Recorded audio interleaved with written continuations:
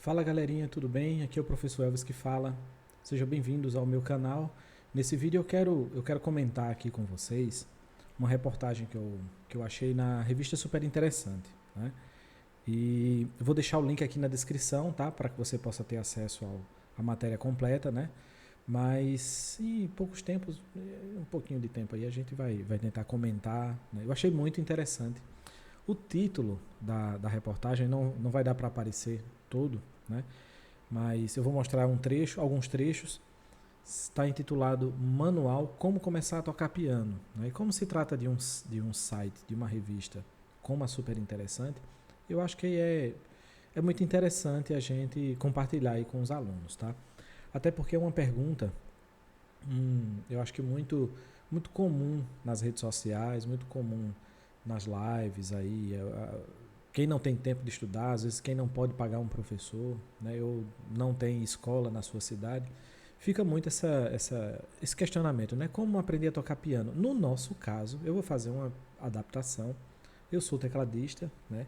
E ao contrário do que muita gente pensa, o teclado ele não é um instrumento derivado, né? Que nasceu do piano, mas ele é mais parente do órgão litúrgico, né? Do que do próprio piano. Isso segundo o Denis Martins, né, do canal Denis Martins. O cara é organista. Inclusive eu convido vocês a fazer uma visita lá no canal do nosso amigo. Ele está começando agora, né, e está fazendo interpretações das minhas partituras. E eu acredito que está ficando um trabalho muito legal, né? Ele está crescendo, está aprendendo a fazer esse trabalho e precisa do nosso apoio, né? Então por que não a gente não dar esse apoio a ele? O link do canal dele também vai ficar aqui na descrição, tá certo? E numa conversa que eu tive com ele, a gente falando sobre piano, teclado, essas coisas, ele acabou me dizendo isso, né? É uma constatação de uma coisa que a literatura já havia me dito, que o órgão ele se desenvolveu, né? Ele acabou desembocando aí o teclado arranjador que nós conhecemos, os sintetizadores e tal, portanto, são parentes do nosso teclado. Mas enfim, vamos à reportagem. E é o seguinte. Bem, a reportagem ela começa, né, sugerindo que você deva criar uma rotina, né, de estudos. E como é que você vai criar uma rotina de estudos, às vezes, se você nem tem professor, se você nem tem material, essas coisas. Mas geralmente você tem um celular e muito provavelmente você está assistindo esse vídeo por meio de um celular, né? Então é uma coisa que requer muita disciplina, como a própria matéria diz, né?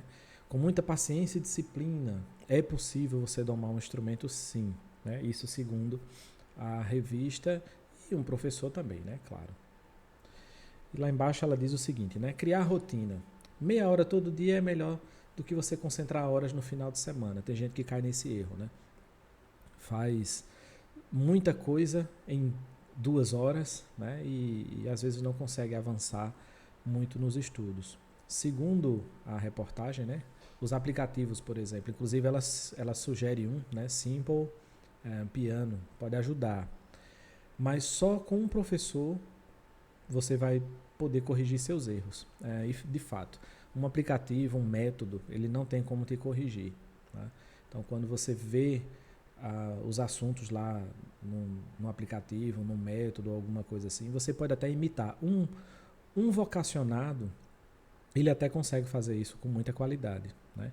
Mas mesmo assim, sem a supervisão de um professor ou de um músico mais experiente, de um instrumentista, um tecladista, já que a gente está falando de teclado, você acaba adquirindo alguns vícios, sim, né? E ele fala aqui também do piano digital, né? Ele vai fazer uma crítica, né? Diz que o piano digital não é muito legal, né? Porque tem teclas leves, mas a gente está falando do teclado. Já eu digo o contrário. Se você é tecladista, evite os pianos, né? Se adapte ao peso das teclas do teclado. Tem coisas que um pianista ele precisa fazer com teclas pesadas. Já um tecladista tem coisas que ele faz que necessitam de teclas leves. Então, na verdade, são instrumentos diferentes. Apesar de ser uma matéria, né, direcionada para pianistas, né, a gente tem como sim adaptar essa realidade para os tecladistas também, né? Não põe o carro na frente dos bois. Como assim? A gente deve evitar os caminhos, né, os atalhos. A gente tem que procurar fazer as coisas no seu tempo certo. Então, segundo a reportagem, né, é mais fácil aprender músicas inteiras se você aperfeiçoar a sua técnica antes. Existem exercícios e até músicas de mentira. Essas músicas de mentiras é o que o pessoal odeia muitas vezes, compostas só para treinar.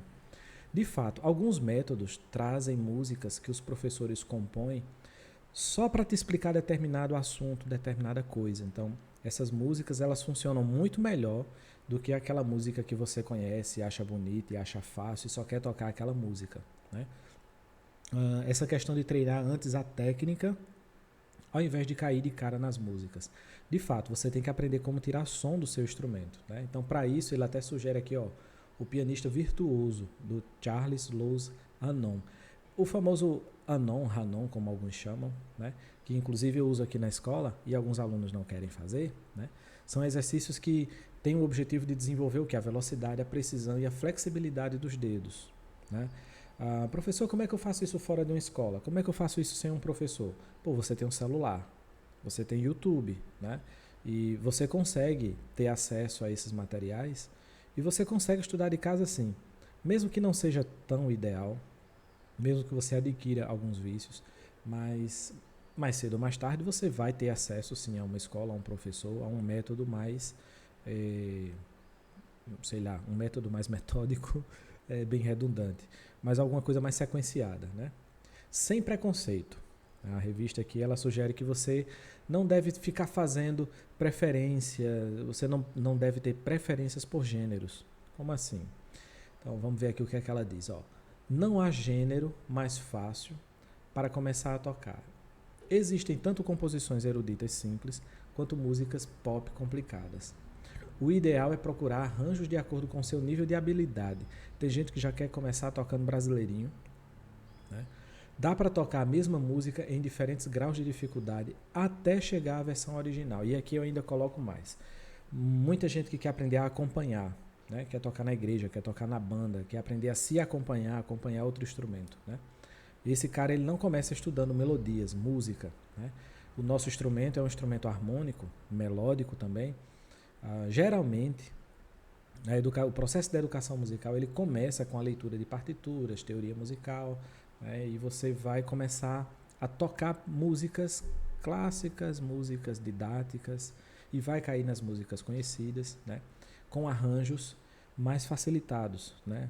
É o que ele quer dizer aqui com um nível de habilidade, né? Então, muito cuidado para você não começar a tocar músicas muito complicadas só porque elas são bonitas, só porque você quer tocar aquela música, né? E no final das contas você não desenvolve a técnica, você não desenvolve, não se desenvolve da forma desejada, né? Então, segue a orientação do aplicativo, ou do método, ou do professor. Faça tudo, né? Só não faça uma salada de conhecimentos. Partituras, bicho-papão de muita gente. O que é que a revista vai falar sobre elas? Né? É importante ter intimidade com elas desde o começo, mesmo que você não consiga ler tudo. Claro, você está começando, assim como uma criança que está sendo alfabetizada, você não vai conseguir ler partituras assim com tanta velocidade, né? É como um texto em língua estrangeira em que identificamos só algumas palavrinhas. É aqui que as pessoas preferem o método da imitação, né? E no método da imitação, as músicas conhecidas funcionam muito bem, muito bem. É muito cômodo, né? Mas se você está desejando interpretar, então o método da imitação não é tão eficiente assim. Aí você vai entrar no mundo da teoria musical, no mundo das partituras. Muito cuidado com esse engano, muito cuidado com o aprenda 10 vezes mais rápido, né? Segundo alguns canais, alguns professores, quando na verdade eles querem apenas que você imite, apenas que você acompanhe e não aprenda certos conceitos. Aqui a gente se depara com uma realidade muito triste, muito equivocada. Muitos músicos estudaram 10 anos, no mínimo 5 anos, né? E são muito vocacionados, né? E sugerem que outras pessoas façam isso 10 vezes mais rápido. E sinto muito, mas isso é malandragem, né? Isso é para ganhar, sei lá, views, para ganhar likes, né? O interessante é falar bonito, né? Falar o que as pessoas querem ouvir. Conforme seu vocabulário e seu conhecimento de gramática aumentam, aliás, conforme o seu vocabulário e seu conhecimento e seus conhecimentos de gramática aumentam, fica moleza, de fato. À medida que você começa a aprender, à medida que você começa a estudar e seu vocabulário musical vai aumentando, à medida que você vai aprendendo músicas fáceis e elas vão gradativamente te convidando a fazer algo mais complexo, né, a leitura vai ficando mais fácil. Então, partitura deixa de ser um bicho de 7 cabeças aí, que muita gente acha que é de fato e não é, né?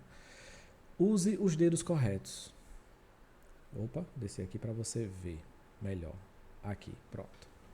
Se o livro manda tocar tal nota com tal dedo, é porque essa maneira é mais econômica, né? Que exige menos movimentos. Siga o dedilhado à risca. Essa questão do dedilhado tem muita gente que não quer usar, né?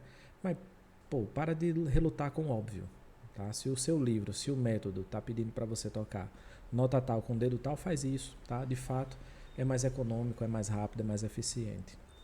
Você tem 2 mãos.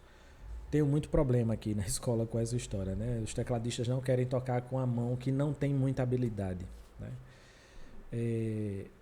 Se concentra ou só na mão direita ou só na mão esquerda, ou seja, aquela mão dominante, né? Não se concentre apenas na mão dominante.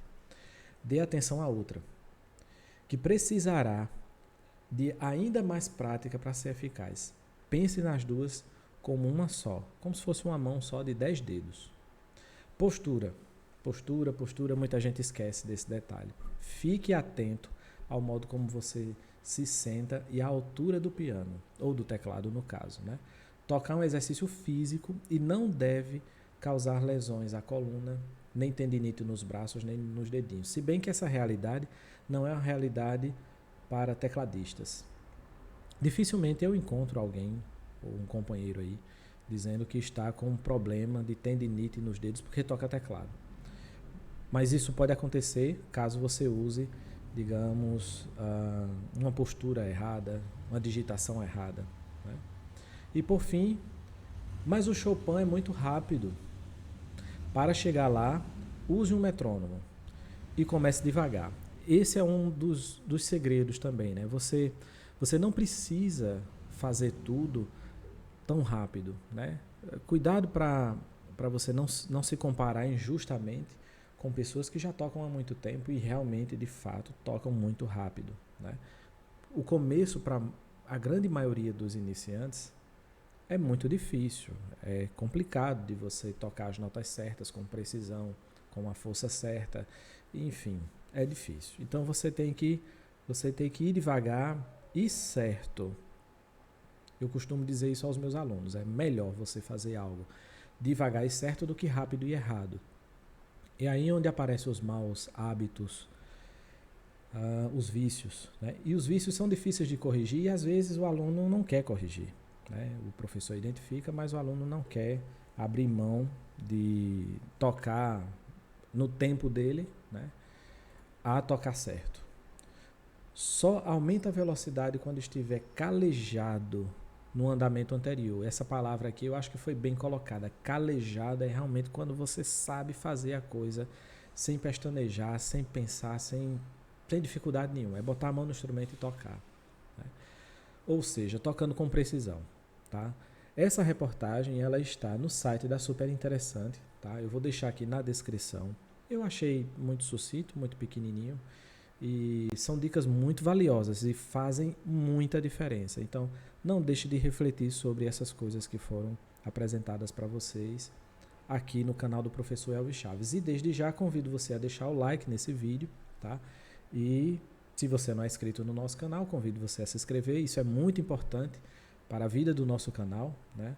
Os likes, deixar os comentários. Tudo isso faz com que o nosso canal seja indicado, ele seja mostrado para outras pessoas, né? E a gente vai compartilhando e vivendo esse conhecimento musical. Eu sou o professor Elvis Chaves. Nesse vídeo eu trouxe essas dicas aí da Super Interessante para vocês. Não esqueça que o link está aqui na descrição, tá bom? Desejo paz e graça a todos e até o próximo vídeo. Tudo de bom.